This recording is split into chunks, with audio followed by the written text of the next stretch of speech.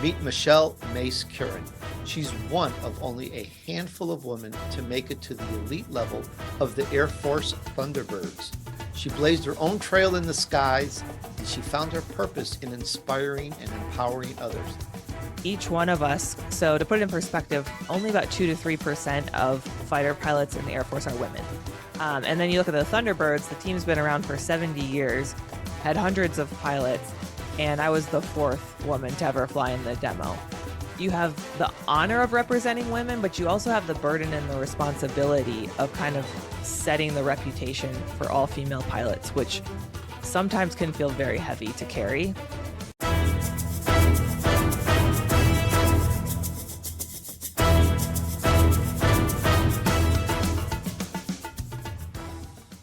Welcome back to my show, and thanks for joining in with us. Now, today we're going to talk about something I usually don't tackle directly. I'm not usually head on with this. You know, many of my shows, they're inspirational, motivational. You love them, as you tell me. Well, today we're going to take that up a few notches. And actually, the sky's the limit on today's episode as we tackle the stuff that dreams are made of. And we go head to toe with inspiration. Now, we're not really going to give you a pep talk or anything like that, I don't think. But with today's show, anything goes as we talk about discovering your true self, breaking free from fear, and unleashing your full potential. I know those are big statements to give any commitment to, and actually, why not? The world needs this more than ever, don't you think? You know, I see too much frustration and drama issues just about everywhere I turn. So I tell you what, let's tackle this head on. Today, we're going to talk about inspiring your team with Michelle Mace Curran. And while we're at it, this is all about helping you and your friends turn your vision into reality. We all want to help you get very successful at growing your business to a high sustainable level. And we're going to help turn you into an elite entrepreneur. Meet Michelle Mace Curran. She's one of only a handful of women to make it to the elite level of the Air Force Thunderbirds. She blazed her own trail in the skies, and she found her purpose in inspiring and empowering others. I think that says enough for now. Get ready to fly. Let's get into it. Hi, Mace. Welcome to the Tony DUrso Show. Hey, Tony, thanks for having me. I'm excited to chat with you. I'm very excited about this for a multitude of reasons. And as well as my audience, I want to learn about inspiring our team as well as ourselves. So let's take it here. How did it all start for you, Michelle? What's your backstory? I'll try to not talk for too long on this one. I grew up in a small town in Wisconsin, not an aviation or a military family, but fast forward to needing to pay for college, and Air Force ROTC eventually rose to the top. My dad really encouraged me on that one. My initial reaction was a little bit of resistance to the military. I think a lot of people expect the answer to why would you join the Air Force to be, I wanted to serve my country. I saw it as a bigger calling, and I eventually got there. But as a 17-year-old, my vision was fairly narrow, and I wanted to be a normal college student that lived in the dorms, got to go to parties, and I didn't see that aligned with the military. But turns out you can do both. And so I went to college, full ride Air Force ROTC scholarship. But here's the kicker. I went as a criminal justice major with the goal to do 4 years in the military, get out, and apply to the FBI. And I had not decided at that point that I wanted to be a pilot, but I had a pivotal moment about halfway through college where I saw 2 fighter jets up close taking off in full afterburner. And that was my first time experiencing anything like that. And I got goosebumps. The jet noise was, deafening, vibrates your whole body. And I was just in awe and knew from that moment on that I was going to pursue that as my new goal. And I went after it, competed for a pilot slot, got one, and then went on to 13 years of active duty in the Air Force, flying the F-16. And the last 3 years, I was a solo pilot and eventually the lead solo for the Thunderbirds. And now for about a year, I've been out of the military, out of active duty at least, and I'm a keynote speaker, author, and really leaning into the inspirational part of that mission. That is such an amazing story. And I'm going to talk about your Air Force days in just a moment. And as you mentioned in your bio, today you help entrepreneurs, you help business leaders, you help them face their fears and overcome self-doubt and move up in their business and their life. And I'm curious, how did that vision evolve? Here you are, you're flying jets. And but now you're into helping people with business. So how did that segue occur? I think there's kind of two parts to it. While I was flying for the Thunderbirds, I kind of quickly discovered that I was in a really unique spot where I had the honor of having these interactions where people were looking to me for inspiration. And so day after day, I was having these moments, especially with kids, but also with adults, where I could see them watching the Thunderbirds fly, seeing me get out of the aircraft, come up to the autograph line, talk to them for a few minutes. It was really empowering them and inspiring them. And for some of them, that one little conversation can be life changing, right? It can send them down a path towards a goal that they didn't think they could do before. And I quickly got, I don't want to say addicted, but I just loved that part of the job. It's such a dopamine hit to be able to help other people. And I was getting that feeling all of the time. And so as my time on the Thunderbirds started to come to an end, I knew I wanted to keep doing that. And the flying kind of became secondary to that. And I've been flying for 13 years, pulling 9Gs on a regular basis is hard on your body. I was kind of ready to reevaluate and reprioritize. And so I wanted to find a way to continue to do that outside of the military. And the whole thing with overcoming fear and self doubt and imposter syndrome, that really became my core message. Because when I thought back to what I needed 5 years ago, 10 years ago, even back when I was in high school or early college, I was a very shy, introverted kid. I had a lot of self doubt as a young adult. I had a lot of self doubt as a young fighter pilot. I really didn't feel like I fit into kind of the stereotypes of the fighter pilot community, confident, type A, all the assumptions that people have after they see Top Gun. And so there was a lot of this where I just didn't feel like I belonged there. And that kind of held me back for quite a while. And I eventually was able to overcome it by doing some very intentional things. And I realized that that wasn't just specific to me being a woman in a male dominated career field. I think that does amplify it a bit, but that's a human condition, struggling with self doubt, struggling with imposter syndrome. And so I kind of just leaned into the things that really resonated with me because they felt authentic and vulnerable. And I knew that they would be unexpected coming from someone with my background.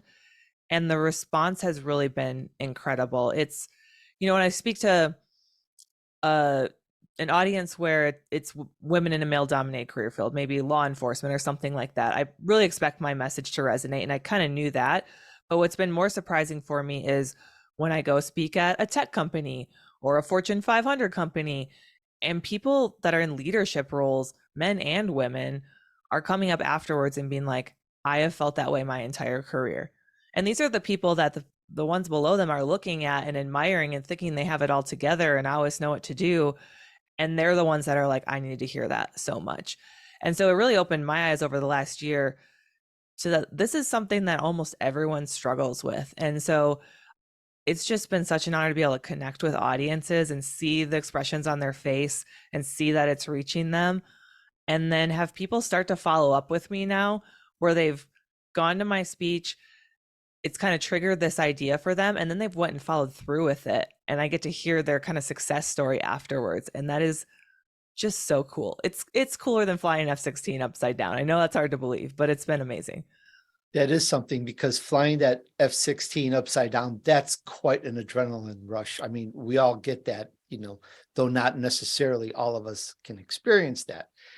And you mentioned that when you went from that world for over a decade into speaking and helping business people and entrepreneurs and so forth, you said it gave you an adrenaline rush. I'm thinking it's different. And so I'm thinking, what is the deeper purpose? What's the reason? What is it? Why are you doing that in this new career, so to speak? I think because if I was to look back at the really low point in my career, which was my first operational squadron in Misawa, Japan, I was there for 3 years. I went through a lot of personal stuff there. I went through a divorce while I was living in Japan, overseas, not near family and friends. I was just struggling in this new career field that's very difficult, and being kind of a high achiever and just working really hard, but being good at things fairly quickly, it kind of rocked my world and my identity to all of a sudden struggle with things. And so that really held me back, set me back. I put up these walls of, trying to prove myself, acting like I had the answers, being afraid to admit when I needed help, not seeking out mentors because that comes with some vulnerability. And I realized that so many people need that empowerment. And so that was the thing that really solidified in my mind that I should jump into this full force. And more than the round of applause at the end of a good speech, because that's an adrenaline rush and it's fun being up there, but it's those people that I get to talk to afterwards that tell me that they felt that I was speaking directly to them. Like that is the purpose and that is the most rewarding. And if I can just send a few people from each presentation I get to give on a new path and a trajectory that opens doors that we don't even know yet are going to be opportunities for them, then it's all worth it. Totally with you on that. That's a great rush. That rush I know well, not the one from flying, but the other one. Totally. We're talking about inspiring your team with Michelle Mace Curran, and you can find her at macecurran.com. I'll spell that MACECURRAN.com. Michelle, let's get into your vision path here a little bit more. We are entrepreneurs and business owners, as I've mentioned. Help us learn as you can. And the one thing I want to go back into well, you mentioned your bio, you were at this pivotal point.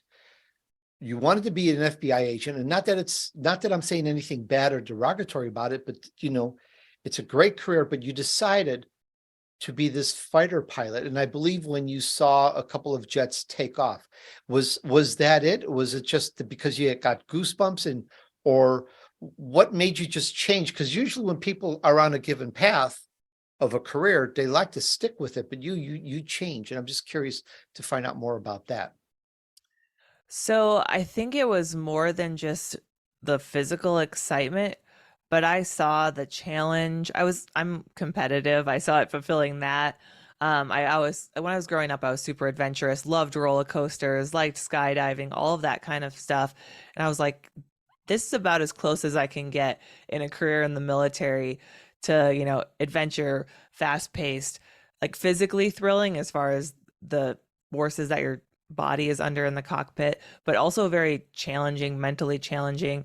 So it just that kind of was the catalyst. But the more I looked into it, the more I thought about it, I was like, if I don't at least try for this, and I didn't want to be just a pilot, but I want to be specifically a fighter pilot. And that's fairly competitive. To give you some perspective, my pilot training class was 25 people, and we had 2 fighter aircraft that ended up being available, and I was able to get one of the 2. So I went into this goal full on, knowing that the odds were not in my favor. And I think it's because I decided that if I went and continued, graduated as a criminal justice major, did 4 years, then went into the FBI, that I would always look back and wonder. I would be that person that comes up to me now and was like, I always wanted to be a fighter pilot, almost did it, but, and then they tell me some reason that they didn't. And not that I mind when people do that, but I see it on their faces all the time that they're like, oh, that's like one of those things I always wished I could go do, and it's just not in the cards for me. And I didn't want to regret not trying. So it was enough of a catalyst, and I paid attention to it and I went for it, and here we are. Michelle, as I understand it, going back early in your life, you were very shy. You say that you were an awkward kid, and you say that labeling yourself as shy, as introverted, really stifles the growth. What can we learn from you on this?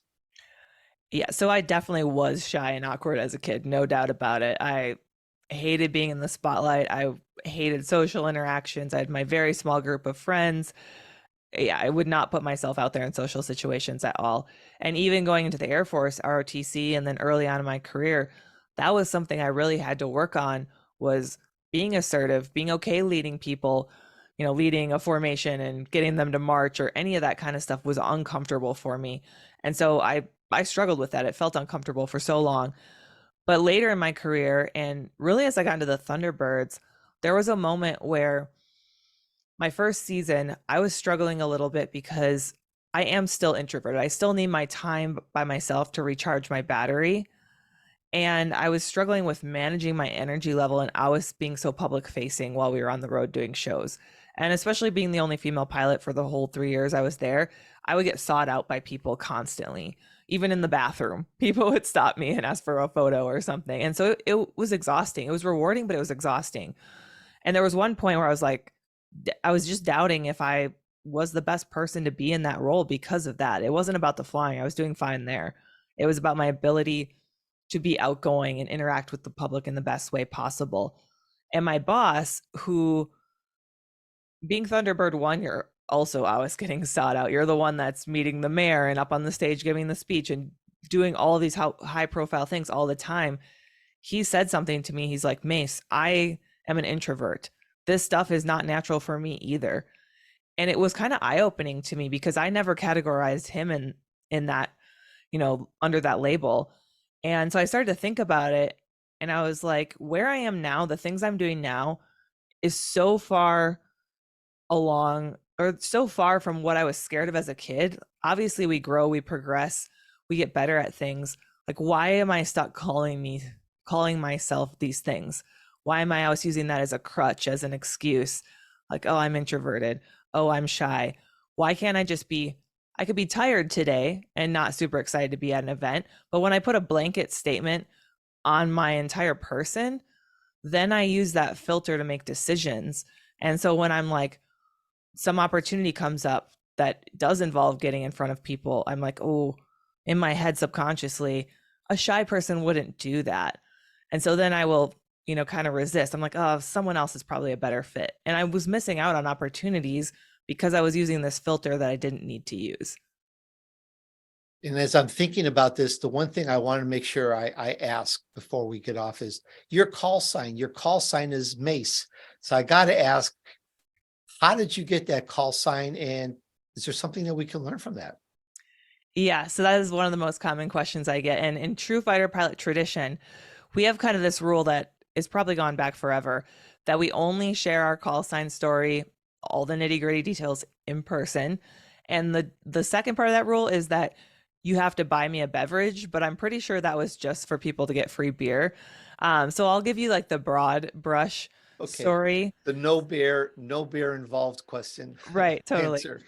So MACE is an acronym, so I won't tell you what it stands for exactly, but fighter pilot call signs in general are based on something dumb that you did, a mistake that you made, something that your peers would likely make fun of you for, but also that they've totally been there and done something similar.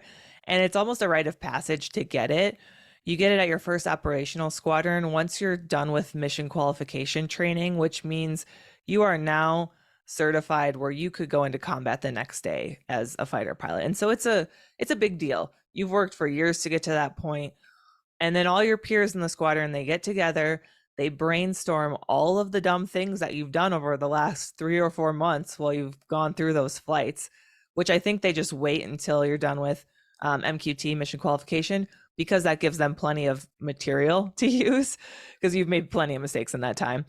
And then they start listing them up there like, oh, she did this and she did this. And they're funny. It's entertaining for them, but it also kind of builds camaraderie. And I think with some perspective now, I realize that it's such a ceremony and it's such a rite of passage, not because we like to make fun of each other, even though we do that to some extent, not to like shame and ridicule and embarrass the person, but kind of to celebrate how hard it is to get to that point and how much work has to go in and how many missteps everyone makes. Because when you're operating at the level you have to operate at in a fighter aircraft, you're not going to be perfect. You never have a perfect flight. You're always striving to get better, but perfection is just unattainable. You're always going to be off altitude by a few feet or a few knots fast or a second late or something. It's just too complex to be perfect. And so I think there's a lot to learn there, because it's taking this mentality where a mistake doesn't stop us in our tracks. It's rather an opportunity to learn, and not just for the person that made the mistake, but on a high performing team, you create an environment where everyone fesses up when they do have a misstep, because they understand that that brings all this value to the team when everyone can learn from each other. And so you kind of create this psychological safety and just this culture where mistakes are admitted to, they're looked at, they're examined with the purpose of making the team better next time. And so I think the call sign kind of represents that. So For mine, I went supersonic when I shouldn't have. It was execution air tactically, also was really hard on my body. I pulled a lot of G's. Yeah, so my call sign comes from that. So that's the most you'll get. If you ever see me speak in person, or if you run into me in the airport, which seems to happen a lot, you can ask me, I'll tell you. Sounds good. That's a deal. But no beer. No beer. I like coffee though. There you go. It's a deal. Um, you're a trailblazer. You're defined as a trailblazer. Is that because you at times were in the lead, or is it just the Thunderbirds and what they do? Can you kind of just for us that don't know this nomenclature, explain what is a trailblazer and what does that mean in this world? I think so. I don't label myself as a trailblazer, but I'm called that all the time. And I really look at the women that paved the way in the fighter community before me as the true trailblazers. But I also realize that institutional change takes a lot of time. And combat cockpits were open to women in the early 90s. And here I am, 30 years later, and I was still dealing with a lot of bias and prejudice. It wasn't blatant like the stuff they dealt with, but it was still stuff that was frustrating over time, and stuff that could wear on you over time. And so I think that each one of us, so to put it in perspective, only about 2 to 3% of fighter pilots in the Air Force are women. So I think that's where the trailblazing comes in. And then you look at the Thunderbirds, the team's been around for 70 years, had hundreds of pilots, and I was the fourth woman to ever fly in the demo. So there's a handful of us. Um, and so that brings some unique challenges because you're in this public spotlight and you are under such a microscope, and it can feel like you have the honor of representing women, but you also have the burden and the responsibility of kind of setting the reputation for all female pilots, which sometimes can feel very heavy to carry. Um, and so I think that's where the trailblazing comes in. I wasn't the first, I wasn't even the second, but I almost picture it like a river forming a canyon where it takes years and years and years of that water flowing and the canyon starts to create. And the first women that came through in the 90s, they were, like the first trickles of water on this blank desert floor. And each one of us that goes through widens the canyon a little bit. And we're just hoping that our canyon eventually looks the same as the canyon on the other side of the valley that everyone else is flowing through. And it takes time and it's a work in progress. And I think with that, because you're so new in this and it's a field that a woman doesn't normally do, it's frightening. And I think and I think part of what you talk about is drumming up that courage to do things, especially things that scare us, and it's not that we all have to fly, or it's in every business we have, and it's in everything that we do. It comes up. Sometimes we just have to take that bold step forward. And I think you talk about why we really should look for that. Yeah, when I look back at opportunities that I didn't go after, and then ones that I did go after that led me down life-changing paths, like applying to the Thunderbirds, like meeting my husband online on Bumble. That's a whole nother story. Uh, it's the ones where I was willing to be bold, even when it felt uncomfortable, that came with the greatest rewards. And now I kind of think of it as if an opportunity comes up where I have that initial excited reaction, I'm like, oh, this would be really cool. And then that apprehension starts to sneak in. And it's not apprehension because there's an insane amount of risk, but it's more that it just feels outside my comfort zone, that I should use that as a guide to go after that thing, because that means it's going to come with some growth. And if I'm just saying yes to things that feel very comfortable, over time I'm not reaching. I'm not growing. I'm kind of staying on a plateau. And so I do use that feeling, that like gut apprehension, as almost my guiding force to be like, okay, I probably should go after that thing because it's going to challenge me and it's going to move me up to the next level.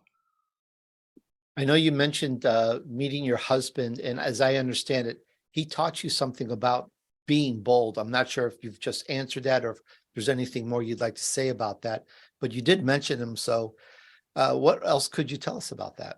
Yeah, I think this is a funny little story. So I moved to Las Vegas. I was single. This is where the Thunderbirds are based. So this was about 4.5 years ago.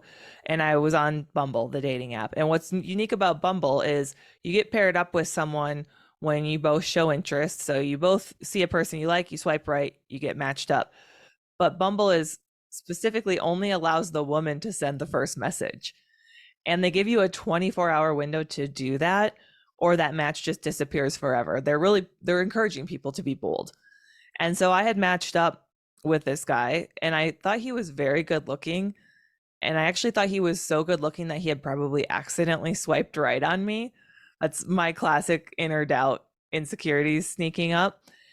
And so I actually was just going to let that match time out, which in hindsight, I think about that. And it's like, cool, we're going to let that match disappear and wait for someone uglier. Like, is that our goal here? It does not make any sense. But that's what I'm talking about. Those insecurities, that apprehension, it can get in our way in the most illogical way. And so right before he was about to disappear, I got a notification that he had used an extension, which is where guys could pay extra to make that window longer, to add another 24 hours to it. Bumble probably made a ton of money with that model. So I was like, well, I guess I should at least send him a message then. And so I ended up sending him a message. We had actually a really funny first exchange. I don't know what I said to him. I've been trying to remember. But his first question to me was what I flew in the Air Force, because on my profile it said Air Force pilot, but it didn't say fighter pilot. It didn't say Thunderbird pilot. And I was like, oh, F-16s. And expecting the kind of standard response I had gotten used to as I was dating in Las Vegas, which was just like, oh my gosh, that's so cool. I love fighter jets. I had posters in my bedroom, and they would kind of, a lot of my dates would turn into like 14-year-old boys just being like fans. And I was like, well, this isn't really what I wanted on a date. But his response actually after I said the F-16 was, I prefer the A-10, which was unexpected. And I don't know if your listeners are super familiar with that, but the F-16 is the fighter jet I flew. The A-10 is another aircraft from the Air Force inventory. We have a very friendly rivalry, but it's a constant back and forth of which airplane's better and which community's better. So I was just like, what the heck? But I was intrigued, curious enough, and I knew that he at least had some background knowledge on the military, which is appealing because it's a huge part of your life, and it's very helpful for that common ground. So we went on a date, and 6 months later we got married, and we actually celebrated our 4-year wedding anniversary last weekend. So I just think that's it's a funny story, right? Because the Bumble nuances, but I think it's such a powerful example of even me. I am at that time, I am a fighter pilot. I am a Thunderbird pilot. And here I am being intimidated by someone's single photo on a dating app. And it's causing me to doubt whether I actually should send them a simple message. And you get into this worst case scenario spinning in your mind, and you can really talk yourself out of things by making up these scenarios that actually aren't reality. And so I just think it's a really great example of what you can miss out on if you're not bold and not willing to put yourself out there. That's a great story. And congratulations on your 4-year anniversary. That's Thanks. very cool. May there be many more to come. I hope so. Yeah. Now, on part of this, one thing that you've said in some of your statements, and I think is a great segue to this, is you talk about how to get your inner critic to actually work for you. And this kind of goes against what we talked about, being bold and the self-doubt and everything. So I'd love to get a better perspective on how do we deal with that inner critic? Well, first, I think it's realizing that we all have it. A lot of times you have this inner voice, and it gets so wrapped up in your subconscious and in your identity that you start to just see it as part of you, and you can't separate yourself from it and realize that the thoughts that it causes, the doubt it causes, those aren't necessarily reality.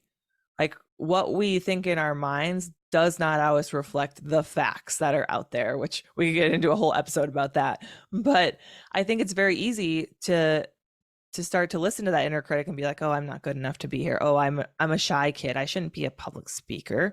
Oh, I'm a woman. I shouldn't be a fighter pilot, whatever it is.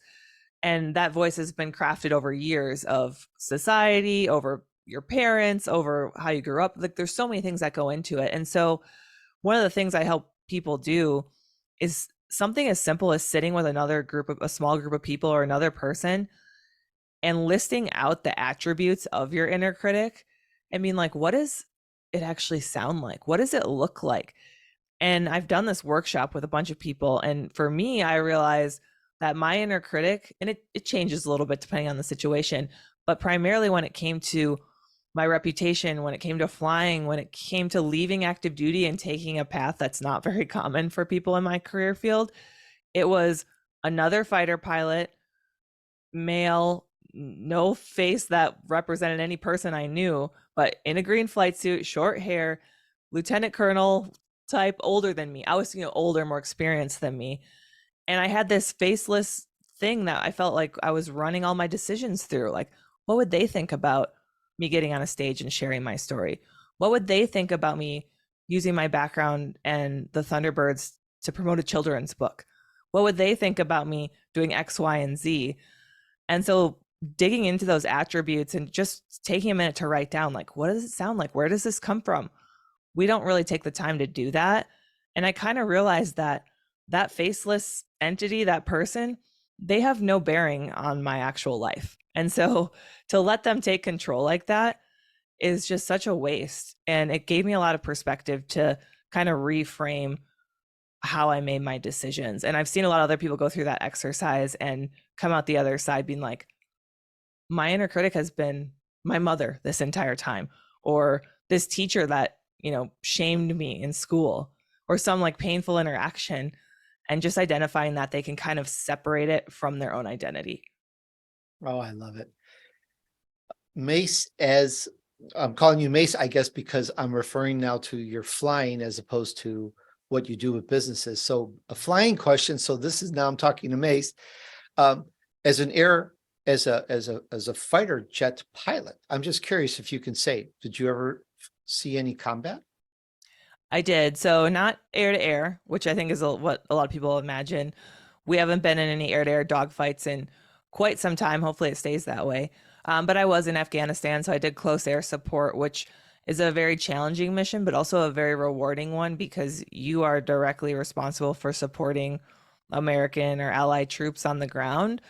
And sometimes those guys are relying on you, with their lives. Like, you're going to be the thing that turns a fight that's not going so well for them back in their favor. So it's high stress, can be complicated, but it was also really rewarding to finally go do that mission and get to deploy.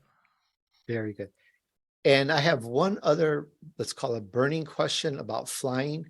And I really don't know a lot about what does a Thunderbird pilot really do? I know you do air shows, but that might just be, a stereotype. There might be a whole lot more to it. So perhaps you could give us a little bit of detail of what does that type of a pilot do? Yeah, so we do primarily do air shows. To put it in perspective, our year is kind of broken into two parts. You have training season, which there's 6 pilots that you'd see in the air show.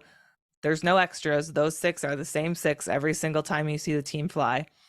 And half of them are new each winter. So there's a whole bunch there talking about turnover rate and how you cultivate trust so quickly at such a high level. But those 4 months in the winter, the new team comes on and it's really just practicing nonstop. It's like the off season for a sports team. We would fly up to 10 times a week. It was kind of a building block approach where you're going from, flying far apart from each other at higher altitude, slowly walking it in closer and closer, more complicated maneuvers, getting closer to the ground until come about March, early April timeframe, show season starts, the team hits the road, and now it's the actual season, right? So March to November, we would do an air show in a different city basically every weekend, and then a few midweek shows. So we would go to about 40 different locations, 240 days on the road a year. So lots of Marriott and Hilton points. So a lot of time not with your family, which is the hardest part of the job, I would say. And so you're doing 2 air shows every weekend, Saturday and Sunday. You're also doing practice that Friday before. And then some of the stuff that we do that people might not know as much about is we would do school visits, hospital visits, we would, during our Friday practice, have a tent for Make-A-Wish kids where they could come out without the crowds and watch the team practice, and then we would meet with them after, which was always really fun. Um, we would do enlistments where we would give the oath of office to new people joining the Air Force.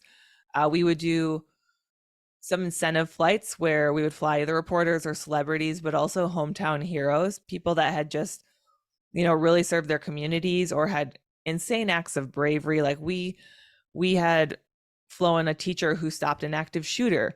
We had flown a guy that jumped off a bridge to save a baby after a car accident and the car went into the water.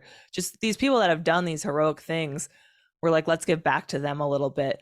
Here's something cool that we can give you. And they would get to ride in the back seat. So there's a lot that goes into it. It's a mix of in person for the crowd at the air show, but also this overarching recruiting mission, inspirational mission. There's a whole PR arm behind it that's going on with social media and news and all of that stuff. So it's busy, to say the least. And the flying, of course, is spectacular. I've seen some of the clips. It's absolutely spellbinding. And everyone here in the audience, you got to just check it out at macecurran.com. Some of the clips are just mind-blowing.